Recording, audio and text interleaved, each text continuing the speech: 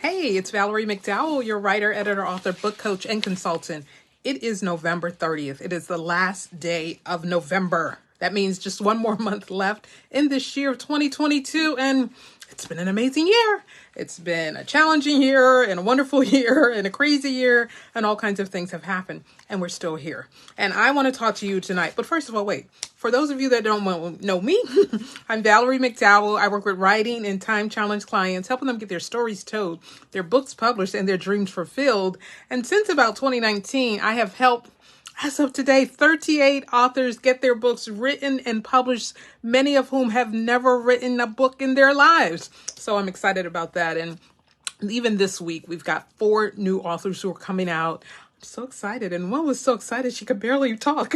And so that's always a joy to watch them in their excitement, as well as to watch it all unfolding finally in their hands. And so I'm excited to talk to you today about Plan A. It's like, what's your plan?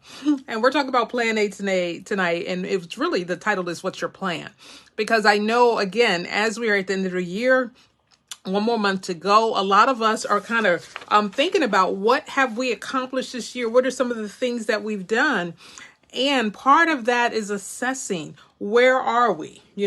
What's been working?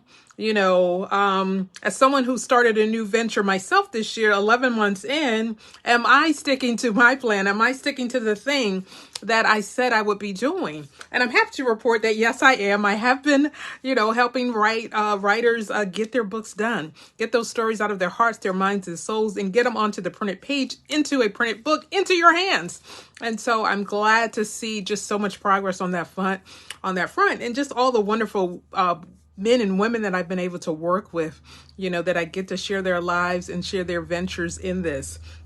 And so I thought I asked you the same as we are here at November 30th. Are you sticking to the plan? Many times in life, we have many plans of what we want to do, but sometimes we don't get it done because we have a lot of things that can derail us. We know that the world we live in every day, it could be something else that's going on that you aren't even planning for.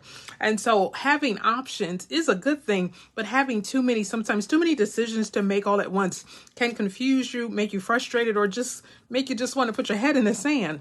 And so sometimes having too many things like, oh, I do this, I do this, I do this, I want to do this, that, and that, can sometimes be the reason why you don't get anything done, because that analysis of the paralysis, or paralysis of the analysis, or you're just having to figure out too many things and you don't know what you need to do.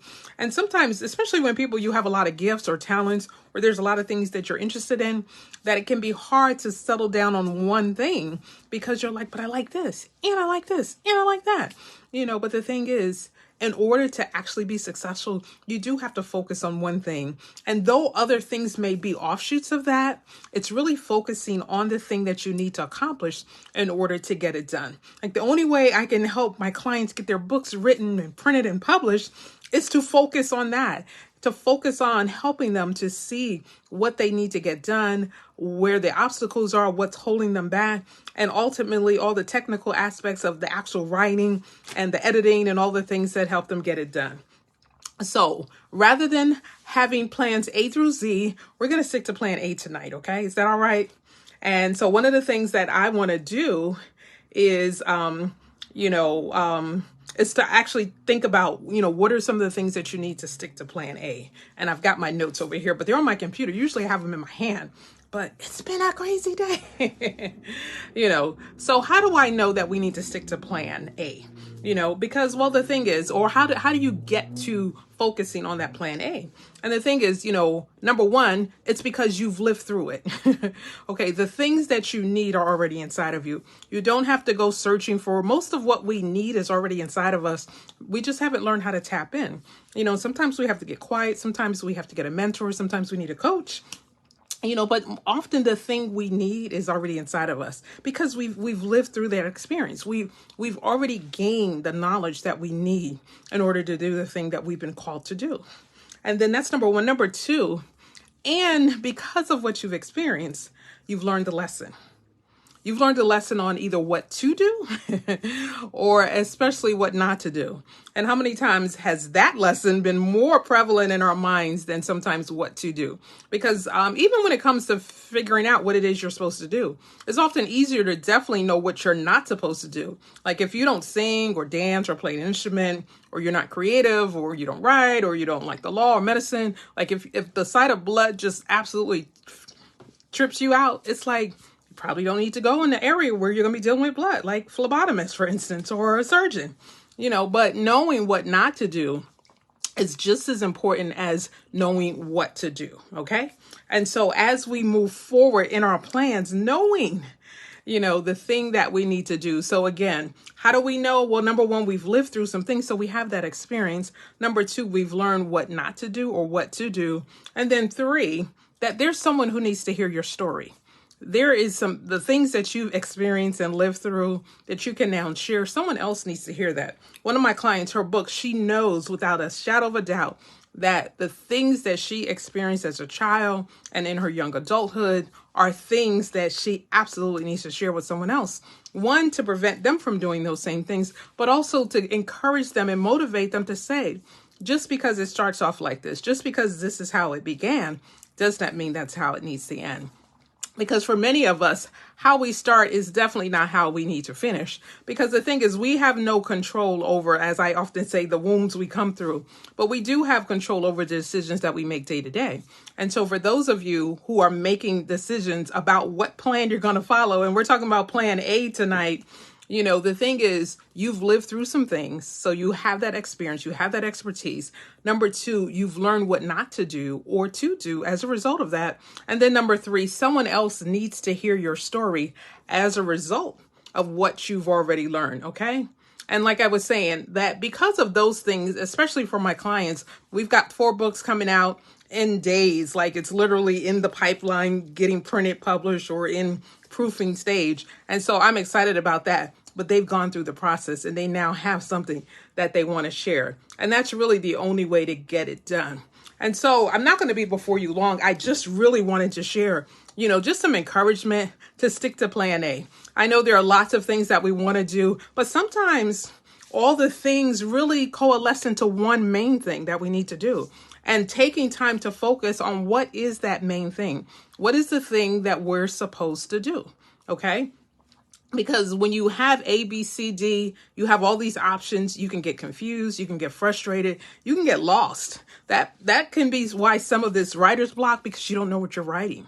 A lot of times, if you're not focused, if you're not in the place where you need to be, then you can become lost because it's a lot of ideas. It's a lot of paper. That's why we do very particular assignments and things to kind of hone in on that book that you need to write. So you're not all over the place, because I get a lot of applications and questionnaires from people that's like, oh, I'm just all over the place. I don't know what I'm writing.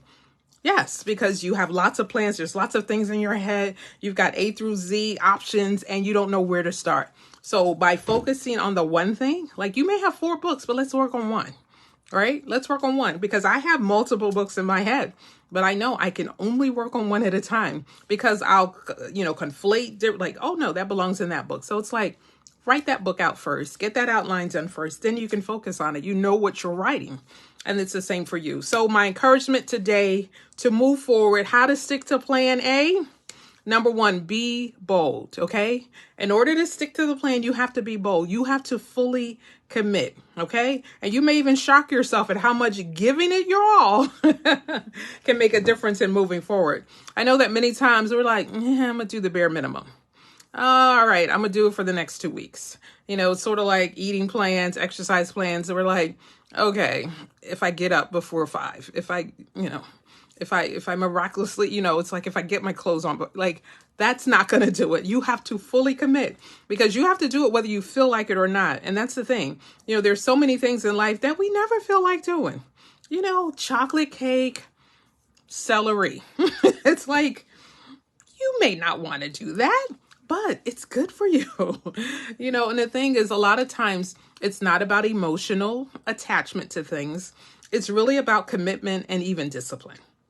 Words we don't really throw around like, presents. But they really are, because the thing is, once you have a system, then commitment and discipline actually become part of that system because you want it. The things that people get are things that they're committed and disciplined to get.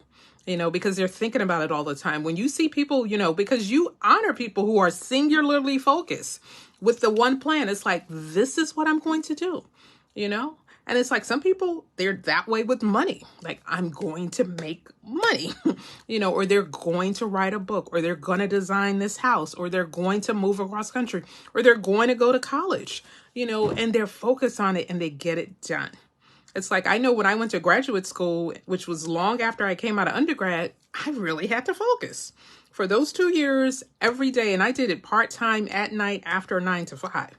I had to focus because, as those of you who know, that midnight deadline, that 11:59, when you got to get projects in, you get it in because there are no excuses. And I love that I used to go to a gym called No Excuses. It was just like, if you're running late in traffic, like, no excuse. They were like, all right, you're here, whatever, work out, do what you need to do. They're like, they don't want to hear it because there's always going to be an excuse. There's always going to be a reason, and not to say that's a bad thing, but that it's just life. And so how do we move forward? How do we push forward in life? So again, my encouragement to you tonight to stick to plan A. Number 1, be bold, fully commit. Okay. Fully commit, get rid of all that other stuff and shock yourself and see how much you'll admire who you become when you give it your all. Okay. Number 2, burn the other options down. Maybe not literally, but stop looking at all the other things you could be doing. Okay. When you're focused on plan A, stick to that plan. Okay. At the very top, plan A, this is the plan. This is what you're going to do. You can have steps on how you're going to get there, but don't have A, B, C, D, all the way through Z, because like I said earlier, you're going to get confused. You're going to get distracted. You're going to start procrastinating, and you're going to be doing a lot of little things and never getting any really big things done. Okay. So, and then finally, and actually, but while we're burning those other options down, I'm looking at my notes here, set a deadline. All right. Set a deadline, because if there's no deadline, you're not going to finish. You're not going to, especially a book, you're not going to finish. You're not going to finish. If you don't set your clock to get up, if you don't set your a date for a deadline, put on your calendar, circle it, highlight it, put it on your phone, or whatever way you keep track of stuff. Set a deadline, let it go off, and don't turn it off until you're done. And do what you need to do. Finish the chapter, finish the book, finish the cover, hire a coach, hire me if you, it's like, it's not going to get done if you don't get the help, the support, the discipline, the commitment that you need to get it done. Okay. So that's plan A. And then finally, so we're doing 3B. So be bold, burn the other options, and believe. How about that? As we go into December, believe in this season of miracles that, we usually celebrate in the month of December. In the Bible, when the angel appeared unto Mary to request the biggest ask of her life, he first told her to fear not. And I'm saying that to you. And in order to believe, we often have to let go of fear, because fear usually keeps us from believing something that we really want and know we can do and have. But we're afraid. We're scared. We're like, what if? What if it all works out so wonderfully that you can't believe it? How about that? As opposed to think of what ifs in the negative, think about what ifs. What if this becomes the best thing you could have ever done? What if this ends up being the best thing you could have done to improve your life, to leave a legacy for your family, to make your own self proud? What if? So believe, okay? That's the 3rd B, believe. Believe, and not only believe, but believe that you can do it. Believe that you have what it takes to get it done, and believe that everything you need is already inside of you. You all know my company is called Power to Excel, because I believe that everything we need is already inside of us, that there is power in us. We have to just tap into it in order for it to work. And so the reason to fear not often is because that dream that you have, that plan A, that you were given many, many years ago, even probably before you were born, it was already input in you. That's why it won't let you sleep.